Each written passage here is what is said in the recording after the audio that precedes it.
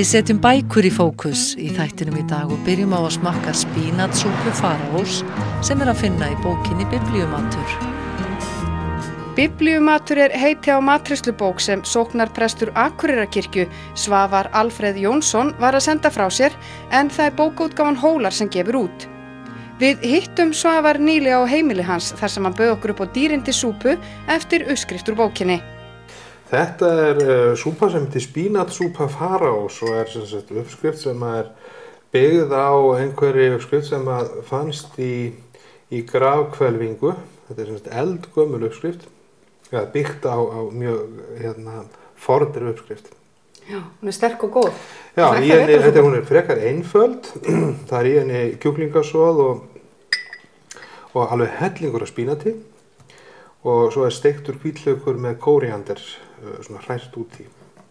En uppskriftirnar sem sagt í þessari nýju bókðinni Biblíumatur, þú sækir innblástur til Biblíunnar?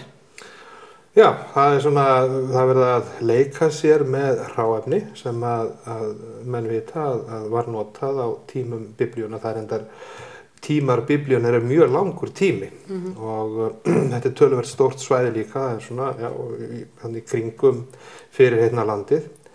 Og það bæði verið að leika sér með hráefni og þær aðferðir sem þá voru notaðir. Þetta er ekki hreintrúarstefna, það er öðruvísi hráefni líka. Það er ekki notaður sykur þá, eða þessi sykur sem við notum í dag, en það er ekki mikill sykur heldur í þessum uppskriftum, aðalega hunang og berjasag, en samt aðeins og það er líka leyft að nota matvinnsluvélar þó að þær hafa ekki verið biblíulegar. En mikið talað mat í Biblíunni? Já, matur kemur mjög mikið í sögu í Biblíunni. Það í ritum Biblíuna, því að Biblían náttúrulega mörg rit sem urðu til á ýmsum stöðum og eru rituð af ólíkum höfundum og þjóna líka ólíkum tilgangi.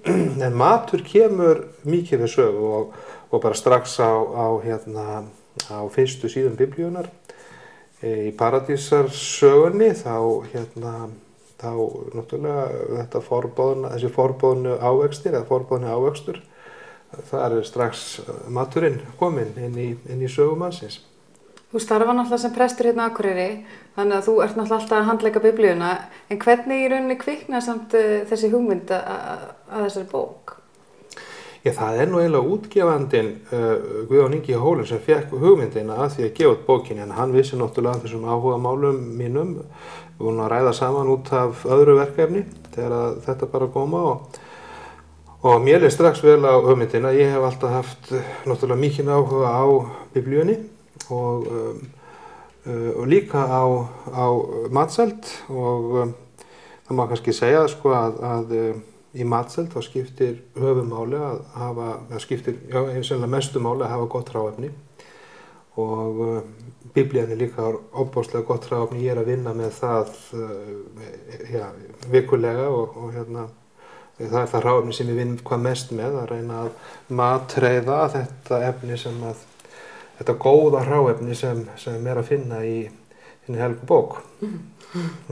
En þú tekur líka myndirnar sjálfur í bókina, ljósmyndir, það annað áhugamál. Já, ég raun og veru og segja nú frá því þarna aftan á bókina, þarna ég að sameina nokkur af mínum helstu áhugamálum.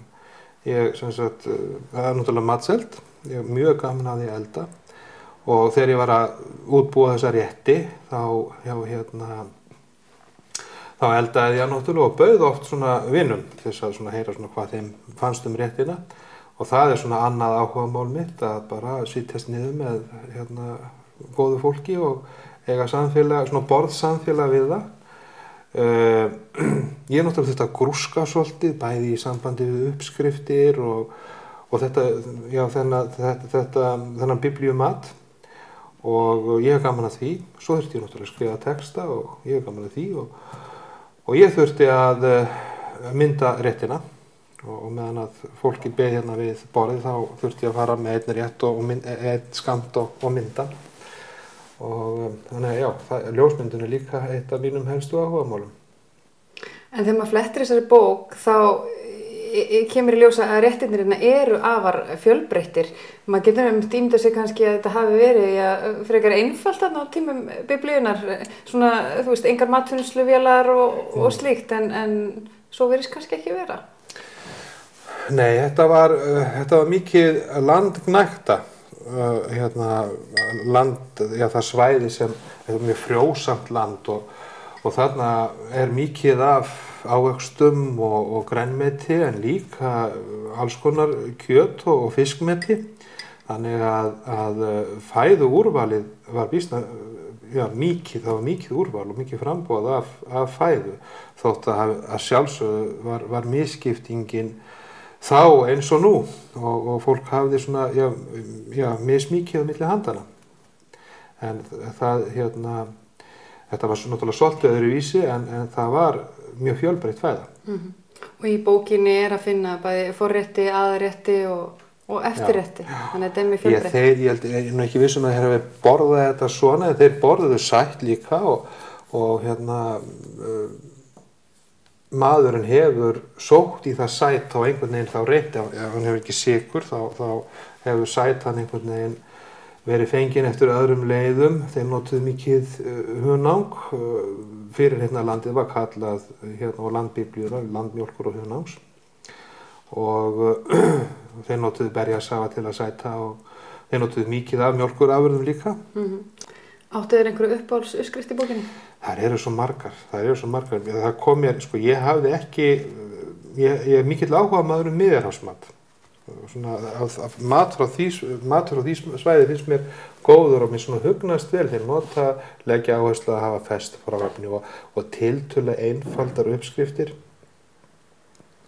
En svo þegar ég fór að elda þennan mat sem er svolítið svona öðruvísi og það er notað meira hunang og döðlur og granateplu og eitthvað svona sko, að þá kom mér orð hvað hann var alveg rosalega góður. Það var nánast allt gott sem að ég eldaði. Ævintýrið Nálu er riddarasaga eftir Evu Þengilsdóttur sem kom út fyrir jólin.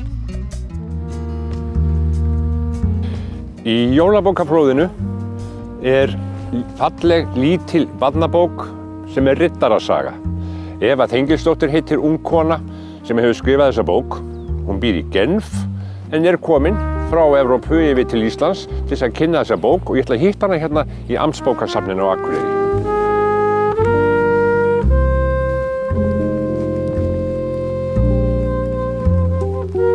Þetta er bókin, sagan Nálu. Þetta er riddarasaga. Höfundurinn er hérna, Eva.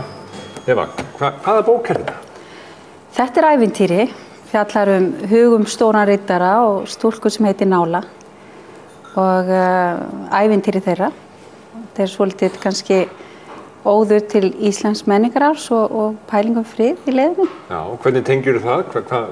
Hvaðan kemur hugmyndin? Hugmyndin sprettur í raun og veru út frá hinu íslenska riddarateppi sem er á Þjóðminjasafni Íslands, saumað fyrir að ég held 300 árum síðan, kringum 1700.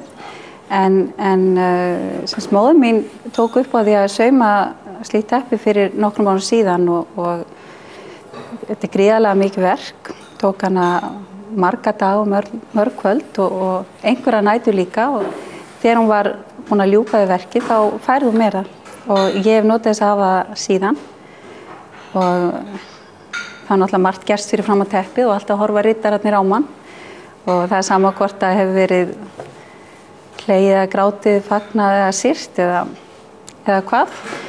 Og þegar það er hljótt fyrir fram teppið þá einhvern veginn svona, það kallar mann svolítið til sín og maður fer að horfa inn í handverkið þá fer maður líka að velta fyrir sér sögu riddarana á teppinu og ég hugsa nú reyndar að þeir hafi hlotið óblíð örlög en það fór að verða til í huga mínum þessi saga og það var ekkert annað en að skrifa hana niður og myndskrita hana. Já, og myndskritið þú sjálf? Já.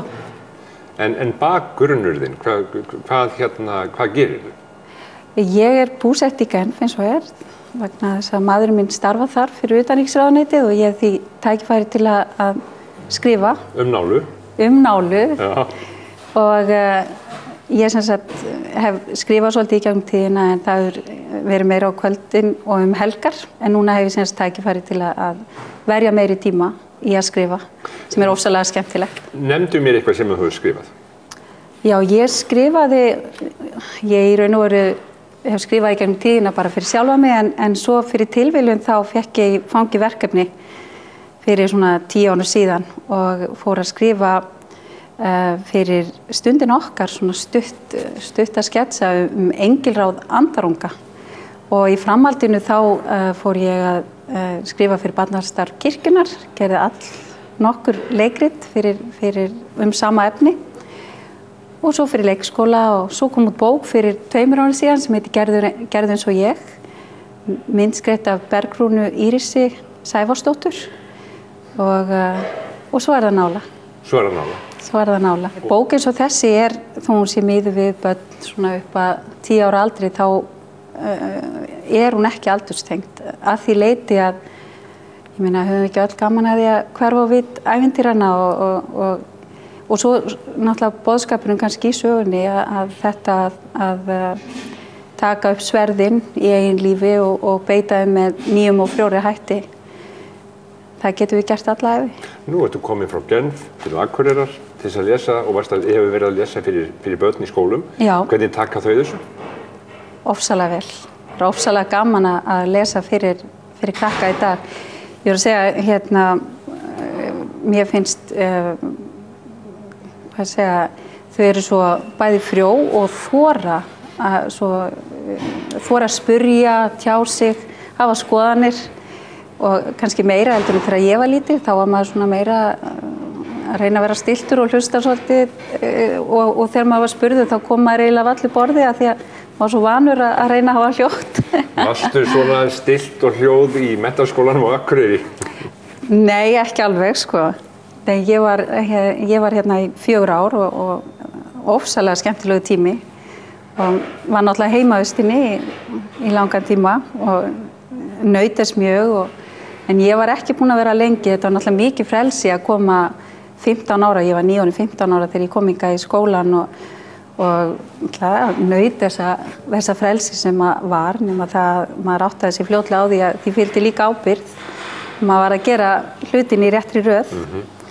Og ég var sem sagt tekin á beinið bara mjög fljótlega eftir ég kom í skólan. Jæja. Já, ég sem sagt kom fyrir að það voru vatnslæðir á heimavistinni sem að eru ekki kannski til fyrirmyndar en það var mjög skemmtilegt og tengdi okkur svolítið vel saman og svona við höfum búið gaman að þessu nema það fljótlega eftir að ég kem þá sem sagt vatnslæður á vistinni og ég náttúrulega mjög áfram að taka þátt í þessu og sæki fötu, fylli hana og flengist fram og tilbúin til að hella en þá meistari kominn sem þá var Tryggvi Gíslason og allt í einu bara hverfa allir inn í herbergi og það bara fatan ég og Tryggvi eftir og ég var semst í framhaldinu beðin að koma á skrifstofu skólameistara og ræða málið og það var semst að vera tekið á beini á þeim tíma. Já.